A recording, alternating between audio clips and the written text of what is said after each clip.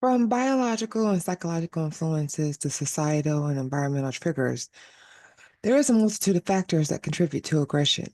And so in this section, we'll highlight some of the more prominent causes of aggression. And these factors can be broadly categorized as things like personal factors, those residing within the individual, situational factors that are stemming from the environment.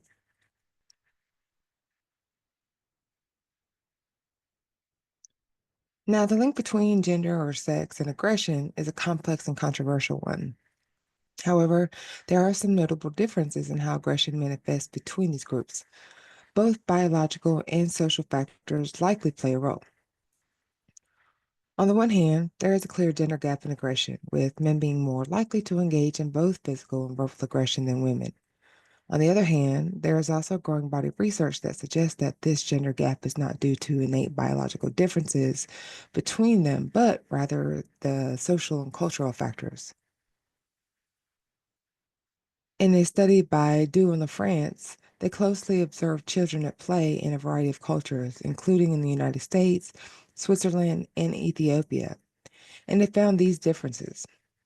Although young boys tend to be more overtly aggressive than young girls, in the sense that they lash out directly at the target person, girls tend to express their aggressive feelings more covertly. For instance, they're more likely to gossip, engage in more backbiting behaviors, and spreading false rumors about the target person. And so these fall under the category of relational aggression, and it appears to be more common in girls than boys. Perhaps, researchers say, because the average girl is more socially developed and more verbal than a boy at the same age. And so these quote unquote mean girl tactics are often considered a middle school problem, but both parents and teachers report them in elementary school and even in preschool classes. Moreover, meta-analysis research done of 64 separate experiments found that although it's true that men are far more aggressive than women in under ordinary circumstances, the gender difference becomes much more smaller when men and women are actually provoked.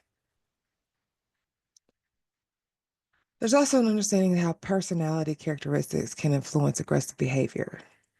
For instance, narcissism is a personality trait rooted in a grandiose sense of self importance, a preoccupation with power or success, and a notable lack of empathy for others. Being diagnosed as narcissistic represents a psychological profile that significantly influences interpersonal dynamics. And while narcissists often present with high self esteem, this self esteem is often unstable and vulnerable. The crucial link between narcissism and aggression lies in the idea of ego threat. So, narcissists have a strong need to maintain their positive self view, and when they experience a threat to that view, such as criticism or rejection, they may react with aggression as a way to defend their ego and reassert their perceived dominance. It's not high self esteem in general that predicts aggression, but rather the fragile and defensive self esteem characteristic of narcissism. For instance, the character Draco Malfoy is a character in the Harry Potter series who exhibits many traits of aggressive narcissism. He's portrayed as being arrogant, entitled, and cruel. He's also very competitive and willing to do whatever it takes to win, even if that means cheating or hurting others. And one of the most notable examples of Draco's aggressive narcissism is in his treatment of Harry Potter. Draco is constantly trying to belittle and humiliate Harry, and he even tries to have him killed on multiple occasions. And so his behavior towards Harry is motivated by his jealousy and insecurity. He's envious of Harry's fame and popularity, and he feels threatened by his talent and skills. Another character with the behavioral dynamic is Cersei Lannister from HBO's series Game of Thrones, and she's the Queen of Westeros. She's also willing to do anything to maintain her power. She's cruel and vindictive, and she has no qualms about killing those who oppose her.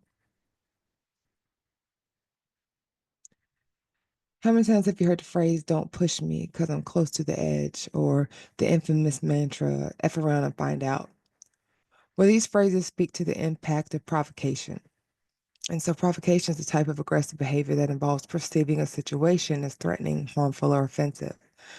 It triggers aggressive responses, and psychological research consistently demonstrates that individuals are more likely to engage in aggressive behavior when they feel provoked, even if the provocation is objectively harmful. Excuse me, objectively not harmful. And it's important to recognize that what constitutes a provocation can vary significantly from person to person, highlighting the subjective nature of this factor. For instance, whether an action is perceived as provoking can depend on the relationship between the individuals involved. An action from a close friend might be interpreted differently than the same action from an enemy. And then there's the hostile attribution bias. And again, to think back to when we talked about fundamental attribution theory. And so this is the tendency to interpret ambiguous social situations as having a hostile intent, and that can increase the likelihood of perceiving provocation. So studies indicate that the mere perception of provocation, whether real or imagined, can cause a range of emotional reactions, such as anger, frustration, or resentment. And these emotions can act as powerful motivations for aggressive behavior. And this is supported by the frustration aggression hypothesis. Excuse me. This theoretical framework argues that when a person is frustrated, they experience a drive to be aggressive. This drive is caused by the blocking of a goal or a desire. And the frustration can lead to anger, which in turn to aggression. And so the aggression can be directed at the source of the frustration or be displaced onto someone or something else. And there are several factors that contribute to frustration and how they can escalate into it. For example, being stuck in traffic or waiting in long lines all can cause irritation and potentially aggressive behavior. Being interrupted just before completing a task can also lead to heightened frustration and aggression. And a sudden technical glitch due to important presentation during an important presentation can lead to aggressive reactions due to the unexpected nature of the problem.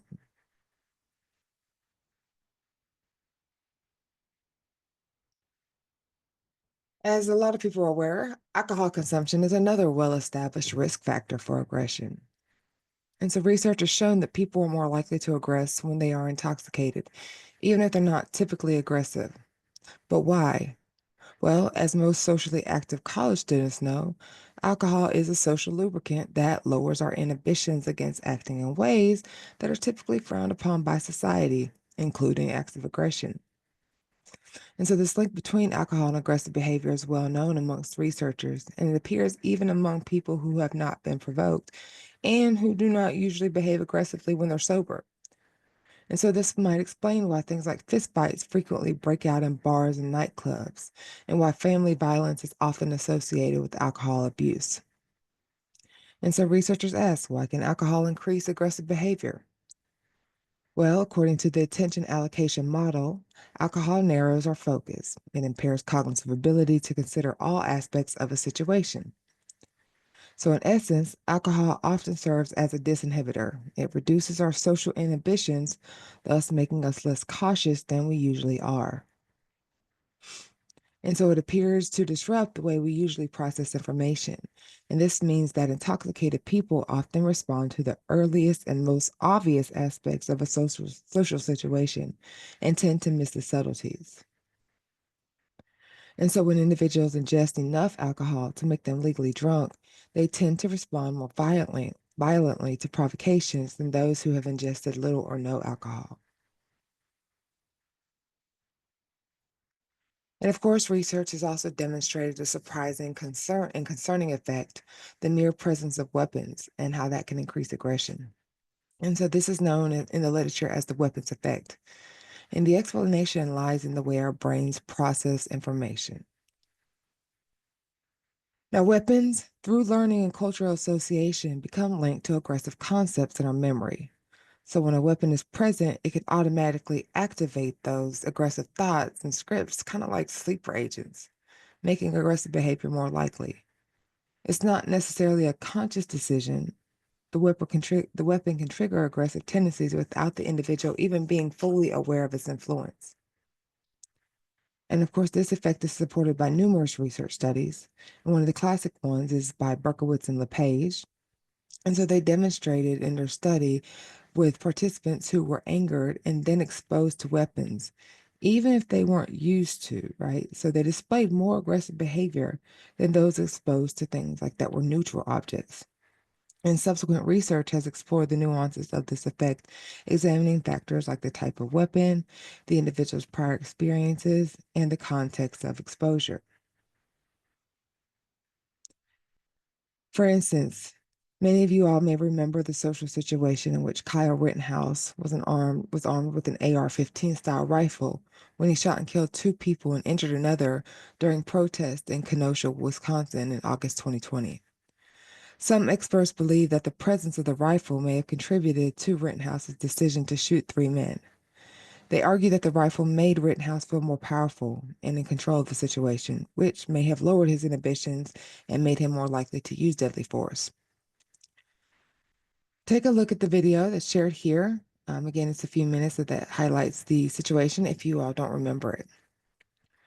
Nonetheless, behaviors such as this are also witnessed along with media violence and gaming exposure as well. Regardless of other experts, regardless, other experts believe that the presence of the rifle is not the only factor that contributed to the shootings. And so I'd love to know what you think in the comments below. The police shooting of Jacob Blake. Now, pain, discomfort, and hunger are all physiological states that can trigger aggression as well.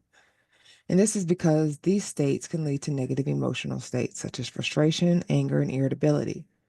So when people are in pain, discomfort, or hungry, they're more likely to perceive their environment as threatening and lash out at others.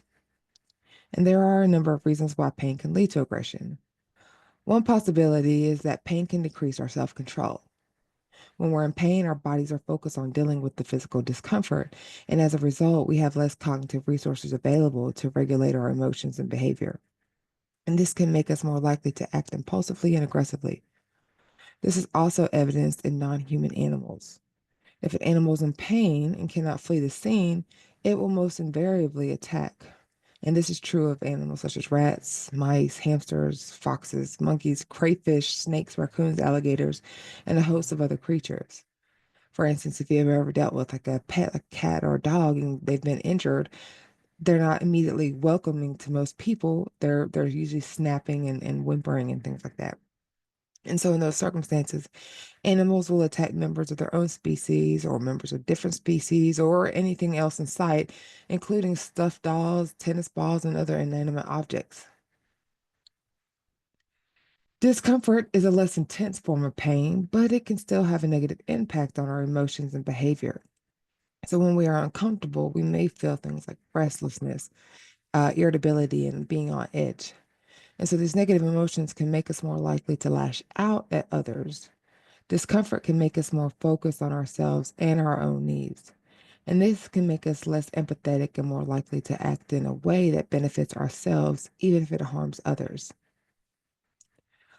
For instance, during the late 1960s and early 1970s, when tensions in the United States ran high over the war in Vietnam and racial injustice, national leaders worried about the long, hot summer. And so the phrase was code for the fear that the summer's heat would cause simmering tension to explode. And their fears were justified. An analysis of disturbances in 79 cities between 1967 and 1971 found that riots were far more likely to occur on hot days than on cold ones. Similarly, in major American cities from Houston to Des Moines, the hotter it is on any given day, the greater likelihood that violent crimes will occur. And again, we're talking about correlation, not causation. Nonetheless, the summer of 2020 also saw a lot of social justice movements due to the civil unrest revolving around themes such as defunding the police, monument removals, and Black Lives Matters movements, where there were at least 10 major city protests between the months of May to September. So the summer of 2020 happened to bring about a historic heat waves with temps well over 100 degrees in some areas. And there is sound rationale behind the euphemism of being hangry. Hunger is a physiological state that occurs when we do not have enough food to eat. When we are hungry, our bodies release hormones that signal to our brains that we need to eat. These hormones can trigger, excuse me, a number of, these hormones can trigger a number of negative emotions, including irritability, anger, and frustration. And so these emotions can in turn lead to aggressive behavior. Being hungry can decrease our self control. And when we are hungry, our bodies are focused on finding food.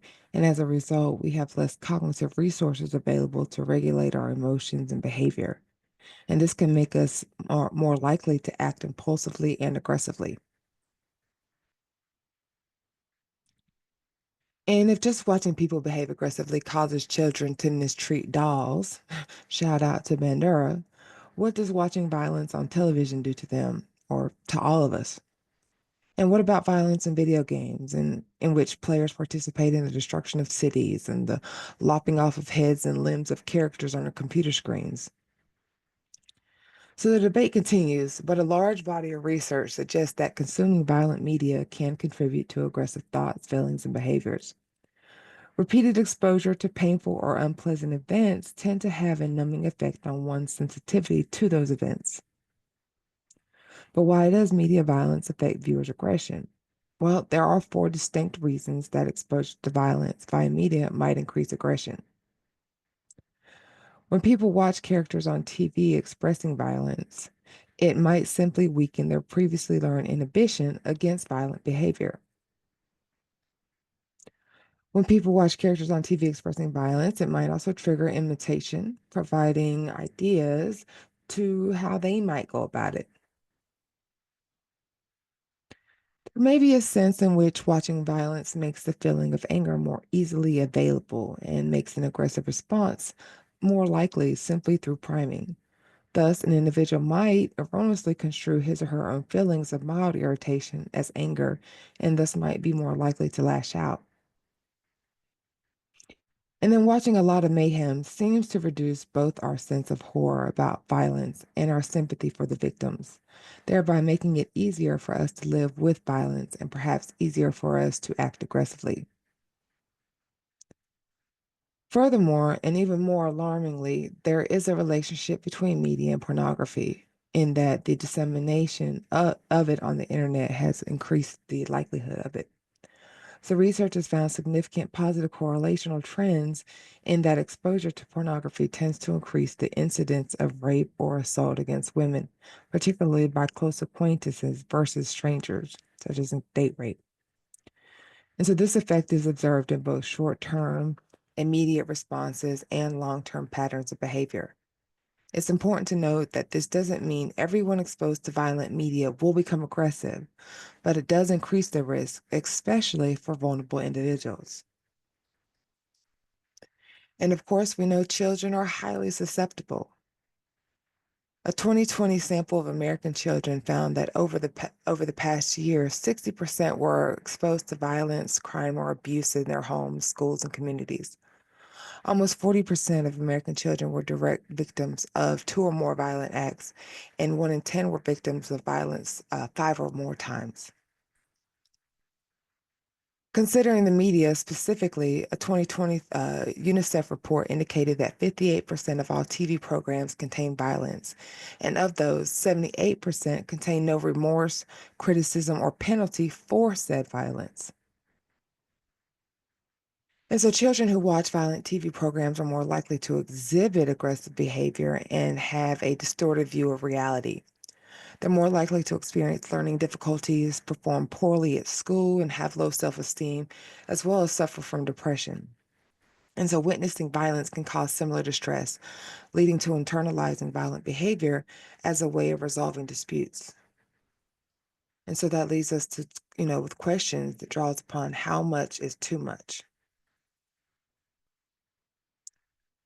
And so in this third section, we've explored a wide range of factors that have been shown to influence aggressive behavior. As we understand, there are many factors that influence aggression, and these can include categories such as personal factors and things like sex and narcissism, or of course, situational factors such as provocation, alcohol, weapons, heat, media violence, hunger, and self-control. Nonetheless, it's crucial to remember that these factors rarely operate in isolation. Instead, they interact in complex ways. So, recognizing these influences is a critical step towards developing effective interventions and prevention programs aimed at reducing aggression in individuals and society as a whole.